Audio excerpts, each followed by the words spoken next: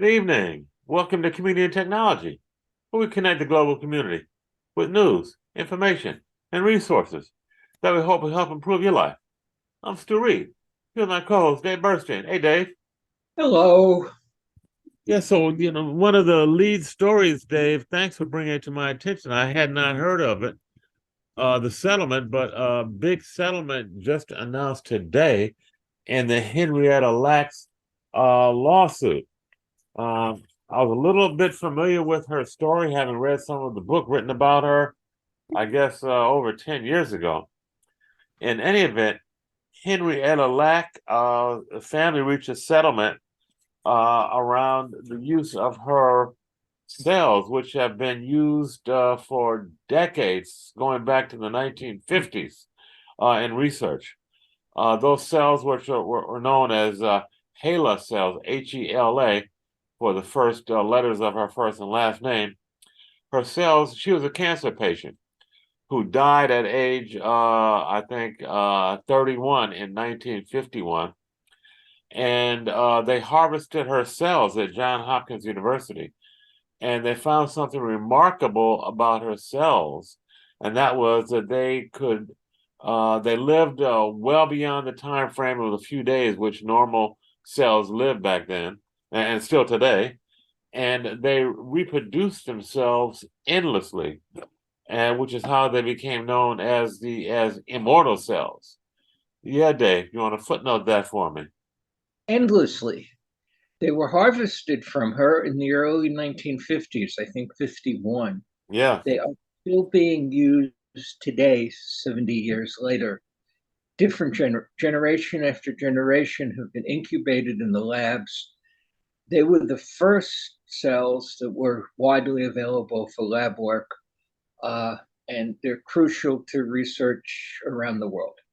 they're also the first human cells successfully cloned in 1955. Again, almost 70 years ago. According to some research that I've looked into, there was a researcher, George Otto Gray, who was the first one to harvest Henrietta Lacks cells, and he was the one that gave them the name HeLa. And apparently, they've been in high demand and put into mass production for decades.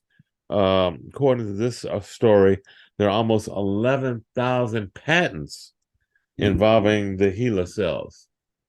Now, despite all this research that is done with her cell line that's been done across the world on an international basis, it was done without her knowledge. Her cells were taken from her without her consent. They were harvested and reproduced and manipulated again without her consent or families. So it's just now on the anniversary of her 103rd birthday, were she alive. The family settled with the uh, the pharmaceutical company. Hang on, I'll get the name of the company. But they Fisher. settled undisclosed terms. But I'm hoping that they were fairly generous. Benjamin Crump, the noted civil rights attorney, represented the family. So I know they fought long and hard to get something that really compensated the family in a meaningful way. I just want to read a couple quotes from Crump. Quote, not only were the HeLa cells derived from Henrietta Lacks, the HeLa cells are Henrietta Lacks, he said. And he just talked about how historically Black folks have been experimented upon medically, and the results have been used, throughout the medical profession without any compensation generally, and often without any consent whatsoever from the families or the people involved. So, again, going back to just quote Crump for a minute, the exploitation of Lacks represents, unfortunately, the common struggle experienced by Black people throughout history. Too often, the history of medical experimentation in the United States has been a history of medical racism. Well, today, Thermo Fisher is the name of the pharmaceutical company, reached a settlement with the Lacks family uh, to compensate them for this decades-long exploitation. So, Dave, tell us a little bit about, we read that her cells were immortal, that they reproduced multiple times, in isolation. They kept dividing repeatedly over and over. Why is this so unique?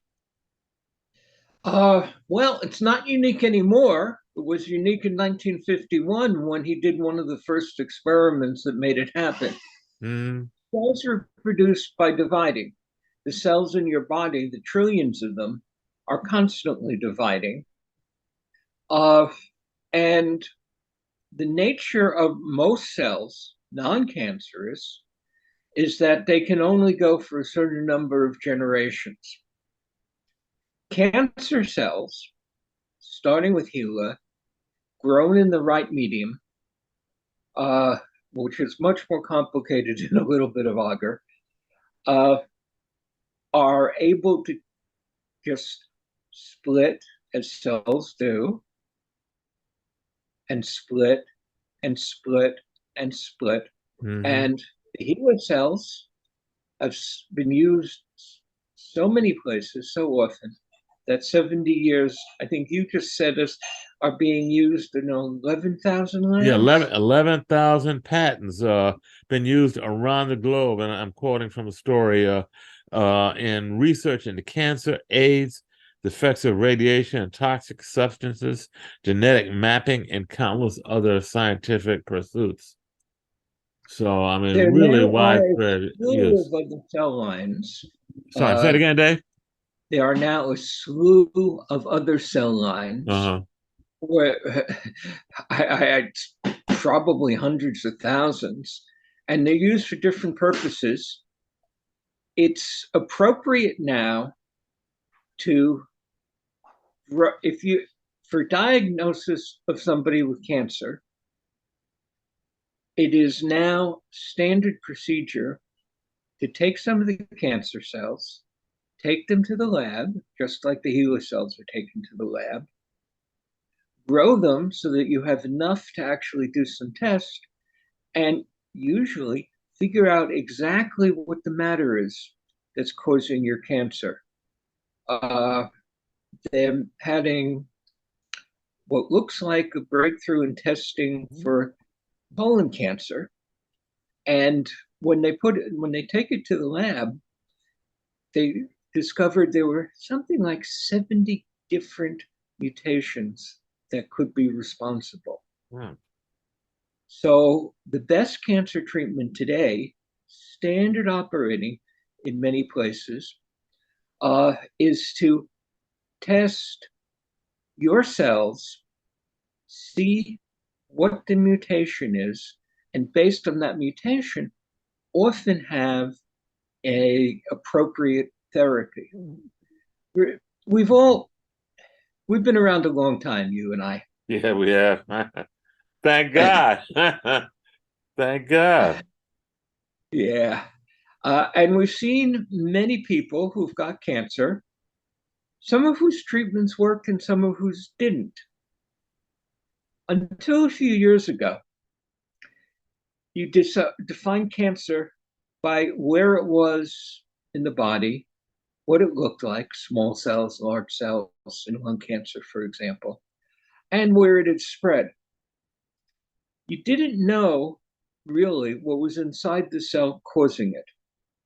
So any kind of treatment, other than just cutting out the whole thing, which remains the appropriate surgery in many cases, uh, was taking a drug that didn't work for everybody.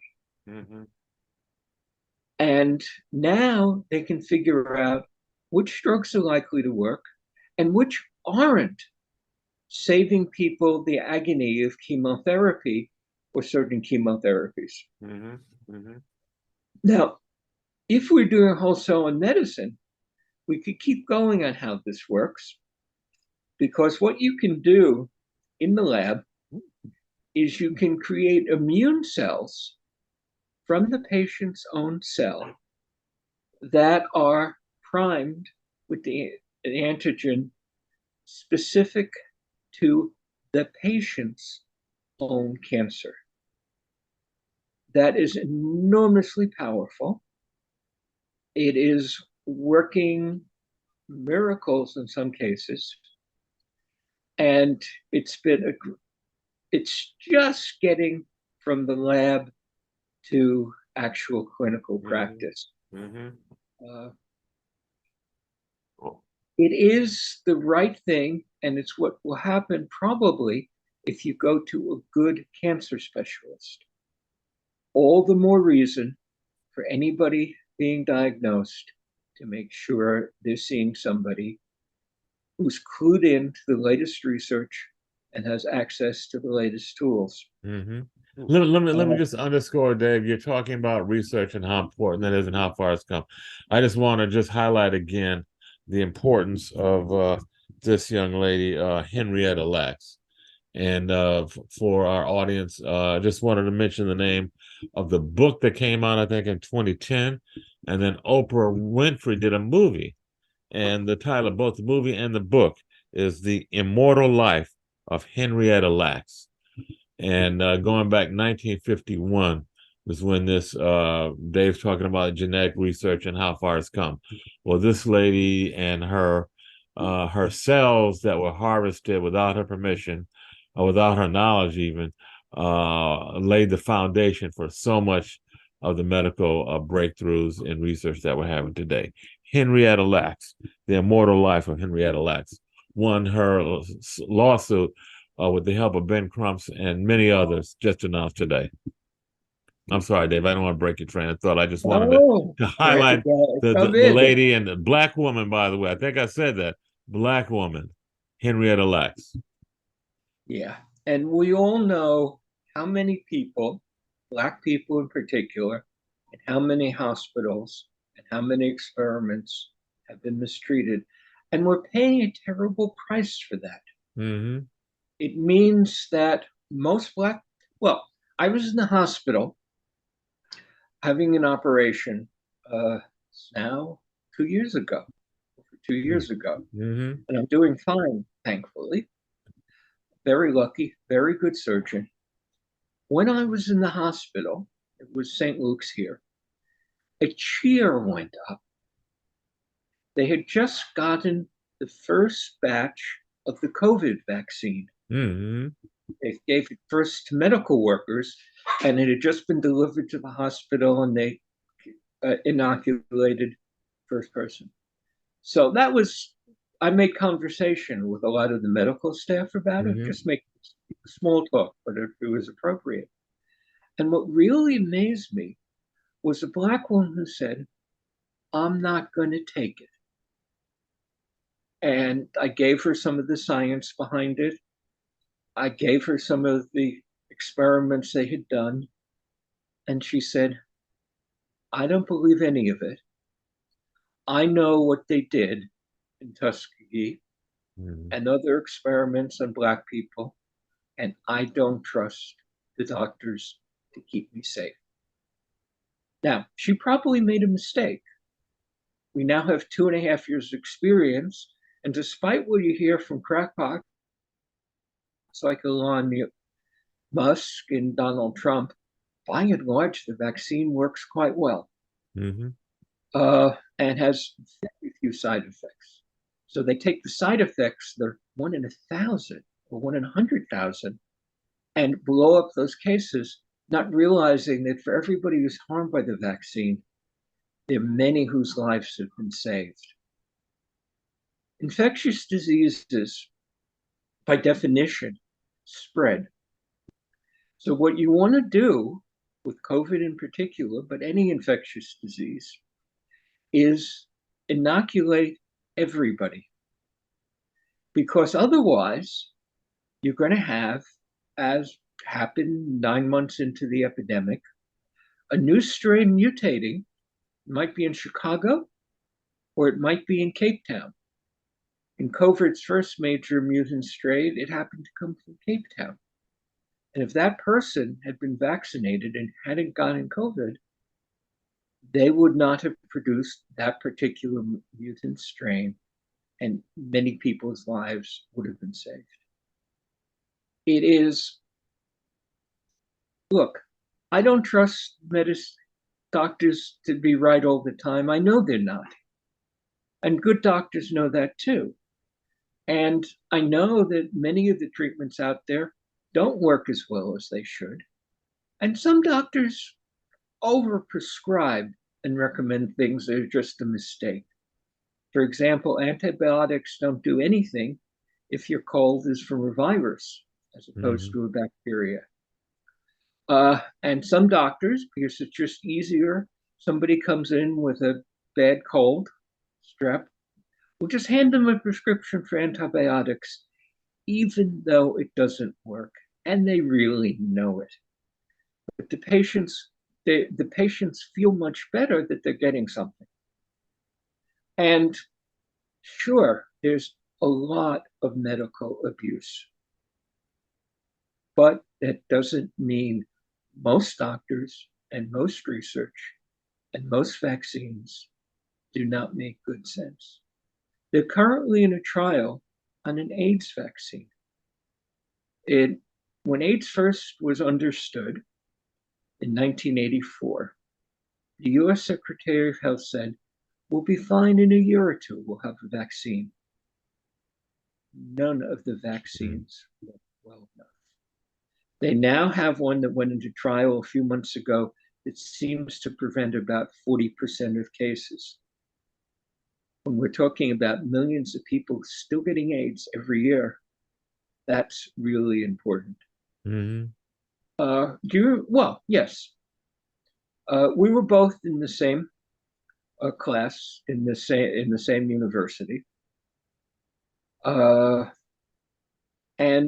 one of the people in my contemporary civilization class was named Francis. He was genius level. He also was in a wheelchair.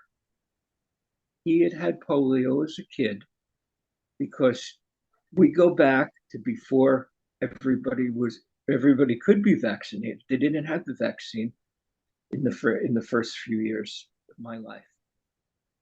And polio took enormous. How many cases of polio do you think there have been in the last year? I don't know, Dave, but I'm sure it's got to be a very tiny number. Yeah, there's maybe a few dozen. Really? That's small? You're talking about in the US? No, there's maybe 2 or 3 in the US. You're talking globally? Globally, because there has been the vaccines worked really well. But are the vaccines that widely used across the globe? And that was a major effort, as was the smallpox eradication. There are no cases of smallpox in the last, 15 years, except for one laboratory accident. That's one of the reasons why they're so afraid of biological warfare with smallpox in particular, because since there's been no cases and no exposure, most people's immune system will not recognize, they'll not be able to deal with it. So be intelligent, get the information, recognize that what the doctors telling you will not always be right, but most of them are well-trained, well-meaning people. Sure, they're like everybody else. They like to collect fees for the work they do. Sure, they're like everybody else. They make mistakes. Sure, they're like everybody else. When they have a wrong idea in their head, it's very hard for them to change that idea. So be intelligent. But the evidence on the COVID vaccine, the evidence on the new cancer treatments is very, very strong. And, again, I'd agree with you, Dave, and I would just encourage our audience and listeners to do their own research. Don't go on innuendo. Don't go on hearsay. Don't go on, well, I heard this or I heard that, because there's so much stuff out there. And just like the woman that you talked about that you was at the hospital that refused to get the COVID vaccine because of the history of abuse that Black folks have suffered at the hands of the American medical establishment. I mean that has inculcated our psyche.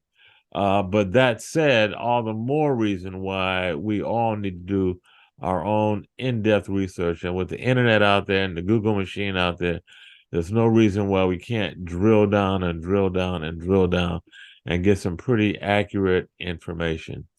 And again, I would just encourage folks not to go for the fringe negativity, because there's, as you said, Dave, there's always there's nothing as 100% effective, and there's always going to be side effects. There's always going to be things that a certain percentage where it doesn't work, but drill down on that and focus on the positive and not the negative. That'd be my advice.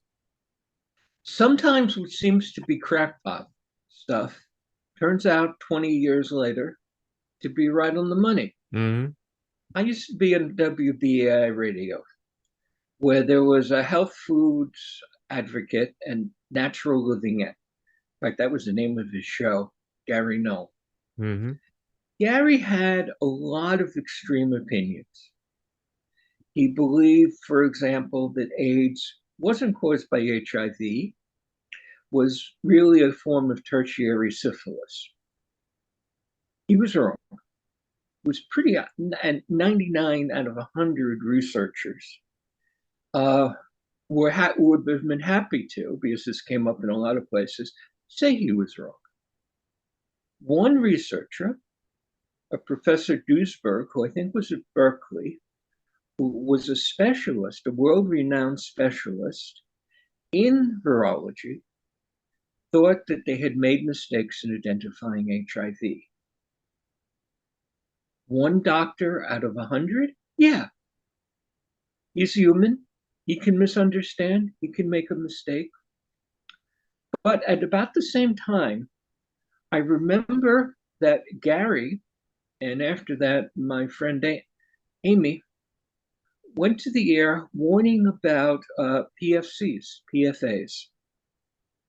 And most people said, no evidence. Wait, what's the PFA, Dave? These are ubiquitous chemicals that are used in a whole lot of things, including some baby bottles once upon a time. And nobody wanted to hear it. Nobody took it seriously. It seemed like a weird crackpot thing. But for the last 10 years, it's all over the New York Times, the danger from PFAs and why it should be not only used in baby bottles or almost anything else. Mm. Sometimes the fringe ideas really prove out, but usually they don't. Mm-hmm. I'll give you another anecdote. Do I have a minute? Got 1 minute. Got 1 minute. I was doing a lot of reporting about AIDS then in the 1980s. I got some information by accident. I walked into a seminar, walking through a Columbia building, learned a lot, and brought it to the radio. One of the things that they've made a movie of, the Dallas Buyers Club, in 1986 or so, there was a test in Israel with a dozen patients or so with something called AL721, a simple, innocuous, I think it was a protein, that in the 12 patients, the people who got it did better. Statistically, if you do 100 tests of medicines, one of them is going to have something that's 99% likely to be untrue. But there was no information It was not, it was considered to be harmless, as it proved out. And I actually knew a medical student who was making it in her bathtub, the synthesis, and it was being used by a number of the people with AIDS in New York City and in Dallas. They made the movie The Dallas Buyers Club about the same thing. That one didn't work, but it wasn't crazy to take it in 1986 because it was doing no harm, and it might have been right. Yeah, and But the epidemic was like wildfire back then. So yeah. yeah, Hmm. uh, Okay, I, well, we're I gonna take never. a break here, Dave. And when we come back, I think we're going to switch gears and talk a little bit about AI. And one of the interesting things that came to my attention, thanks to your research, is AI chatbots are now doing job interviews. That is, they're interviewing job applicants with some pretty unusual results. So stay tuned. This is Community and Technology on WHCR 90.3 FM, the voice of Harlem. We'll be right back after a brief musical break. Birds flying high, you know how I feel. Sun in the sky, you know how I feel. Breeze drifting on by, you know how I feel. It's a new dawn, it's a new day. It's a new life for me, yeah. It's a new dawn, it's a new day. It's a new life for me. Woo, woo, woo. And I'm feeling good.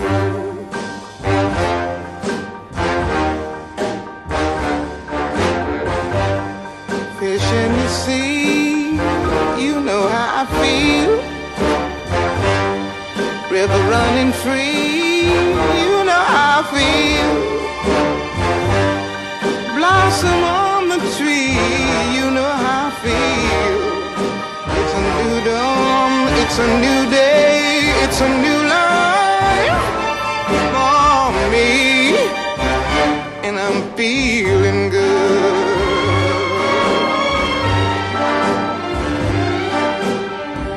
Dragonfly out in the sun, you know what I mean, don't you know? Butterflies all having fun, you know what I mean. Sleep in peace when day is done, that's what I mean. And this old world is a new world and a bold world for me. Yeah, yeah.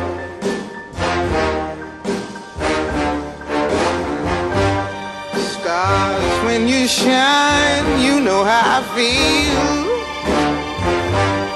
Scent of the pine, you know how I feel. Oh, freedom is mine, and I know how I feel. It's a new dawn, it's a new day, it's a new life for me.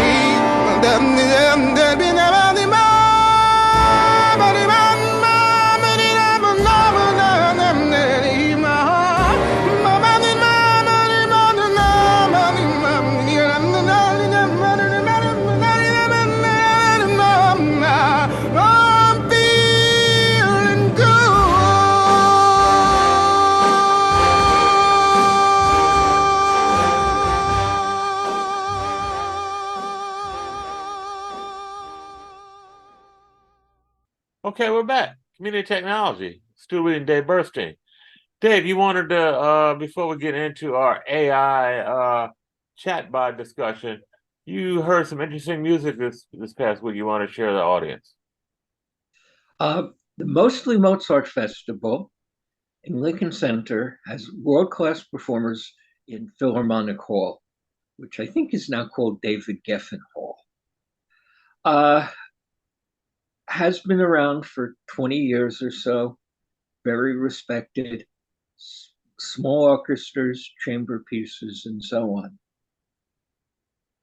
It was $35 last time I looked, but this year they have a different policy. It's pay what you wish, as little as $5. That's a chance to hear great classical music by great performers for $5 in a Philharmonic Hall, which now has excellent acoustics. You can hear them Wow. Wow. with second balcony on Mm-hmm. there. Mm-hmm. So, public service through August 12th, mostly Mozart at Philharmonic Hall. Excellent musicians, as little as $5, but that's all you can afford. And when I looked the other day, there were still seats for some of the performances. Mm-hmm. Okay. Well, I would encourage our audience to check some of that out. I'm a little bit of a classical music fan myself, and I know Mozart wrote some swinging stuff. My favorite classical composers, of course, Ludwig van Beethoven, a black man, by the way. Not a lot of folks know that. And he wrote some really swinging stuff that toe tapping, heart thumping stuff. And I just wanted to say it's really an incredible experience to see a big and hear a big orchestra. What, 100 pieces in an orchestra, Dave? To see Well, these are probably the oh, small the small orchestras, as ensemble, they were in but Mozart's just the time. So, musicianship and the live music of all of these guys and gals playing together is pretty incredible and quite impactful. And to be able to go and hear this kind of stuff for a contribution for as little as $5, that's pretty amazing. So it's worth checking out. Yeah. yeah. You said guys and girls up on stage performing. When I used to go to the Philharmonic, and I like classical music, but I didn't go that often. Mm-hmm. There was almost never a woman on stage, except for some of the singers. Mm-hmm. We're talking about 100 musicians, as there would have been on the full Philharmonic Orchestra for some. Mm-hmm. It would be unusual if there were even 3 or 4 women, and it would be unusual if there were even 1 or 2 black people. Mm-hmm. And this was very obvious.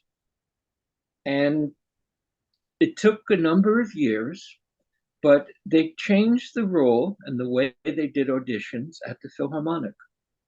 Mm-hmm. You can't see the player auditioning. They're behind a curtain. Really? Yeah. Wow. And since that change was made, far more women and far more people of color were selected. Mm-hmm. What does that show? Well, of course, it shows that there probably was discrimination, but we all knew that. But it's also an effective way to reduce the level of discrimination. And this is an example where it worked. Mm-hmm. Nice. And Nice. this is not affirmative action. Yeah. This You just is, listen to the music without looking at the player. Yeah. Yeah. yeah. Yeah. Well, And just sidebar, I had an uncle who since passed away, who studied classical music at the Cleveland Institute of Music, which is a very renowned music school in Cleveland, of course.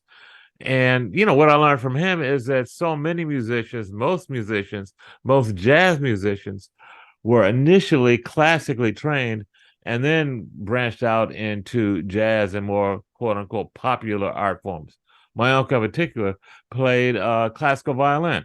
He once played some pieces from the Tchaikovsky's violin concerto for me, blew me away. But he ended up 2 things. One, playing violin and doing arrangements for country music folks down in Nashville for Chet Atkins and the RCA records. He did that, but he also played jazz piano. And so, when you look at the musicians, they are really colorblind in terms of the music. They don't really believe in the genres and the labels that quote unquote fans put on music. To most musicians, music is music, and it goes across so many different genres if you're really into music. And that was something that kind of opened my eyes. My uncle Brenton Banks was his name, a classically trained violinist and pianist. And so again, just encourage folks to check out what's going on down at Lincoln Center. why don't you give that name with the spelling again? Because you now likely can find some of the records he did. Yeah, Well, Brenton Banks, Banks, last name Brenton, Brenton, and he did a lot of stuff. He also played in the Sunset Boulevard on Broadway, in the orchestra pit. Played the violin, lead violin, out in California with I think it was Glenn Close. I think was the actress in the play at that time. And again, a place where you didn't see a whole lot of black musicians, but he was there, and he was probably in his 60s and 70s when that was happening. So, not surprisingly, black folks have been involved in all genre of music going back decades, if not centuries. So, and bringing it back to technology, mhm. I think it's $8 a month for the Amazon Music service. And I don't know whether it's better than Spotify or Pandora. I've also used Pandora. And it is amazing just how much is there. They say, they talk about millions of recordings. And when I turn out and I want to find something like an obscure recording of Paul Robeson Mm-hmm. from the 1940s, they usually have it. Yeah. And so let me give you some things to look at.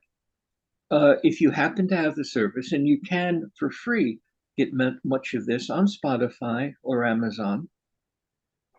One, since we're talking technology, remarkable recording that classical recording that blew everybody's mind at the time, which was about 1970, was called Switched on Bach.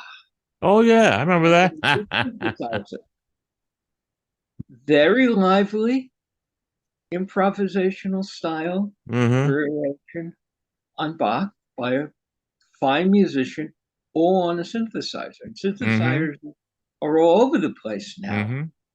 But this was the first, and it really showed what was possible. A second one to look for, since we're talking about classical music. Do you know the Modern Jazz Quartet Bach recordings? What about the Modern Jazz Quartet? They're recordings of Bach. Yes, I'm trying I to think of the do. name of the And album. I can't remember the album, but yes, I do. Yeah. And let me recommend that too. Mm-hmm. Yeah, MJQ. Mm-hmm. Yeah. MJQ, one of the finest jazz groups, as you were saying, classically trained, decided, well, let's see what we can do with some Bach. Yeah. Yeah. Those guys, by the way, played in tuxedos. They were always clean as the board of hell. Constantly showed up in tails wherever they played. Yep. Mm-hmm. And they were remarkable, classically trained musicians, at least two of them that I know. And as you were saying, and it would have been very unlikely for the great piano player of the Modern Jazz Quartet to ever get into a job with a classical orchestra, just because of the color of his skin. Yeah. And he proved he can do a fine job performing Bach.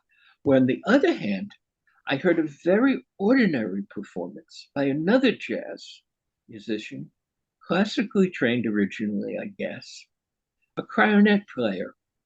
He did, I think it was the Debussy flute concerto. Mm-hmm. Who do you think that was? Flute player, jazz flutist. Herbie Mann. Benny Goodman. Okay. And Benny Goodman, I will tell you, was not as inspired a musician as many of the people he played with. And not as inspired a musician as the Modern Jazz Quartet. It was a very ordinary reading. And of course, there's the example of Wynton Marsalis, I think in the same year. I'm not sure the year, but when he first kind of burst upon the scene, he won an Emmy both for classical recording and for jazz recording. So he's one of those guys that equally at home in any genre. At Carnegie Hall, they have a small museum on the premises with pictures and posters of some of the grand things that have happened there. Do you know the story of the Benny Goodman Carnegie Hall concert in, I think, 1936? No, I don't. It broke broke the color barrier Mm-hmm. Hall. He got on stage and had, I think it was Teddy Wilson, Piano player. uh, Mm-hmm. yeah, playing as part of his quartet or Mm-hmm. quintet. That was not done. Mm-hmm. It certainly was not done in Carnegie Hall, but he was the biggest hero of the day. He was a musician that great jazz players used as an example of how white guys got ahead who weren't really that good. Mm-hmm. He was perfectly fine, but he was not as great as a Charlie Parker. Mm-hmm. Uh, and he was able to bring black people on stage. That was only in 1936. Mm-hmm. Yeah, Mm-hmm. and you I read a lot of the biographies of jazz musicians, and into the 60s and 70s, it was dangerous for them to go, especially in the South. And what was the great nightclub in Harlem? What's the name I'm thinking? Cotton Club. Cotton Club. Mm-hmm. Who played at the Cotton Club? Everybody. But well, black musicians only played to white audiences, and the audiences were not mixed, and the bands were not integrated either for a long time.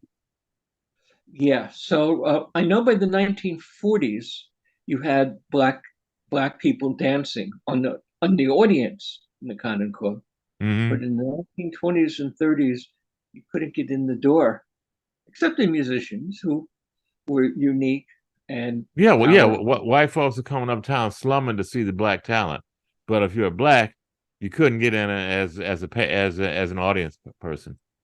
Okay, Yeah, so some things have gotten better during our lives, but oh, some things still mean out. yeah, you got that right. Oh, okay. Let's talk about what would happen if somebody wanted to get a job at McDonald's or a Wendy's in some parts of the U.S. Well, you may first be screened by a chat bot, and it could be both a voice or it could be via text on your computer on your phone, where they're asking you questions and screening you. And there've been some crazy examples of stuff happening where folks have gotten eliminated based on the chat box's algorithm. Now, most of it is perfectly reasonable. Instead of having a person ask you, "Are you willing to work weekends? Do you have experience with a forklift?" The Mm-hmm. computer is asking you. Mm-hmm. Perfectly good use, and good for productivity and efficiency, and apparently is spreading very widely. But what if you've got a strong accent? Will that chat box understand that you gave the correct answer? Mm-hmm. Probably not, because they're not using the most advanced things. The chat GPTs of the world now really can handle a lot of accents, but they're probably not using that in the employment screen. Mm-hmm. Another thing, which affects a lot of people with disabilities, is it doesn't just look for what your answer was. What it measures how long it took you to say things. Yeah. And some people have a speech impediment and speak slowly. So it's perfectly sensible to use a computer for routine screening, but it's vitally important to use it well and have an option for people who aren't like everybody else. Mm-hmm. McDonald's trained chatbot presumably works just fine 95% of the time. But the 5% should not be excluded because we know in many cases who they are. Mm-hmm. And as we know, Dave, just through the history of tests and screening, they're basically designed to eliminate people. They're not designed to be inclusive. they're designed to eliminate people and narrow down the case or number of cases to make it easier for whomever to manage and do what they need to do with that database, that data set. So, again, these algorithms, you mentioned how long it takes to respond, and accents. I've also read that, if you don't use complex sentences or you use improper grammar, that's another red flag for chat boxes. And of course, you and I both know that bad grammar and maybe non-complex sentences is by no means any measure of intelligence or skills.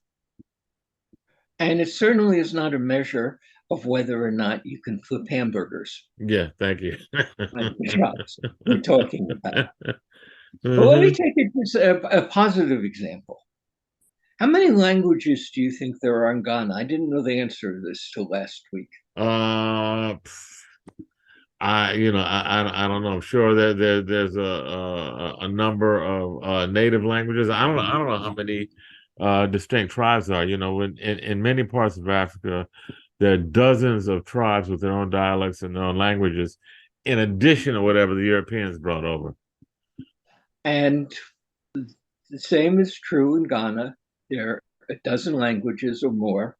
Mm-hmm. And the interesting thing is that a group of Ghanaians, engineers, students, volunteers, have got together and have extended the Google Translator to 3 more languages so obscure I had never even heard them, but being used in Ghana today by many people. Wow. Google's given them a little bit of support. And remember, the folks we usually run with are pretty well educated. Among other things, when I go to France, almost everybody I meet speaks English, except they all learned it in school if they're under 40. But many people have only the language they grew up in. And that really can be a barrier.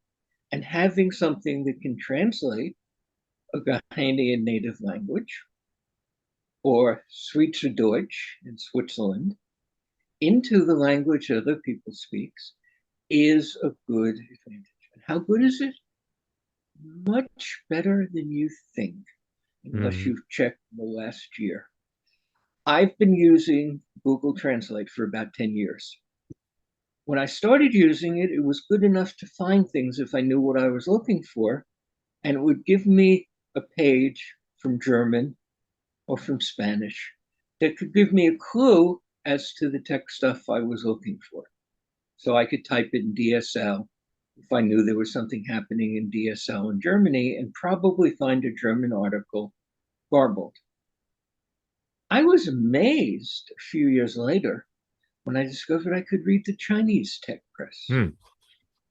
It wasn't so good, but it was enough for me to see the meaning of what it was and know I should research further. I still read the Chinese tech press. There's a lot of very interesting things are happening there. The Chinese are ahead of us in some things. We're ahead in many other things. But for example, two of the biggest advances in AI in the last 6 months have come from Beijing and from Hainan province, both of which, incidentally, had researchers who wrote the paper in English and sent it to American repositories. But there's lots. In fact, I'm starting to get AI stories from China. We've been talking about the ChatGPT and the half dozen other big models here from people like Meta and Stable Diffusion and so on. All of these are from the United States or Canada or England. All the big models are designed for English. There are now about 20 of them including 4 or 5 that are very popular and important. Mm-hmm. How many do you think there are in China? I wouldn't be Major surprised if models. there were maybe 5 or 6. It's more like 12 or 13. Wow. Mm-hmm. And they're doing lots of research. Beijing University and Tsinghua are among the finest centers of research in artificial intelligence. And being cut off from what's happening in China is hurting us that we don't know. I've been saying this to people when I've been talking in the AR community, saying you've got to follow what's going on in China too, Mm-hmm. because some things. Now, how do you help a poor area get into the modern age and have jobs? What do you do here in the United States?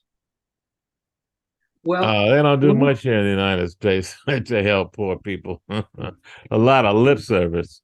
But that I don't think that's the answer you're looking for, Dave. I'm sorry. I'm being a little flippant. No. That's the whole point. There's actually some very good training programs here in New York that are free. What's the one I remember from the Bronx? You worked with them? Perscolis. Perscola, which has an excellent free program that can train you well enough to get a job in things like installing cable modems and now in computer programming. Mm-hmm. Perscolis is a good outfit. I've visited them. Mm-hmm. But the rural areas is one where there's a dramatic difference between the US and China. One of the biggest things being produced now are the new data centers to run all this AI. Mm-hmm. In the US, a lot of them are in California, a lot of them are in the Washington suburbs, a lot of them are in New York and New Jersey. And increasingly, they're starting to put them in places, for example, where there's cheap electricity because there's a big river with a lot of hydropower. Okay, so the companies are making a decision based on the economics, and very few of them are choosing to put them in Lafayette, Louisiana, or Podunk, Idaho, or Kalamazoo, unless there's some advantage like cheap electricity. And frankly, and there's just been a report from Brookings saying part of the way you can encourage rural development in the United States is to give a big subsidy, we're talking billions, to those who, instead of putting their data centers near the Columbia River, put them in Iowa. Mm-hmm. Not in the big towns in Iowa. Mm-hmm. Okay. And they were recommending spending billions. Well, in China, they have what's called the East-West Project. The eastern part of China, which is Shanghai and Beijing and Shenzhen, is far ahead of the western part of China, of which had been mostly rural. They've been working very hard at bringing up the standard of living in rural areas in China. It's still far behind, as it is for farmers almost everywhere in the world, or farm workers almost everywhere in the world. And what they're doing with the East-West Project is they have told the big companies, China Mobile and China Telecom, and Alibaba and Tencent, I believe, as well. You're building data centers, you build them in the West. Mm-hmm. The land is cheap. The electricity is probably cheaper because they have a lot of hydropower, but none of them were going there. But in China, the government said, if China Mobile, you are going to build some of the largest data centers in the world, which they are doing now, because AI is so big for them as well. You put them in the West, where we need the economic development. Well, Dave, that's a model I would love to see in the U.S., not so much in the rural areas, but in the poor urban areas.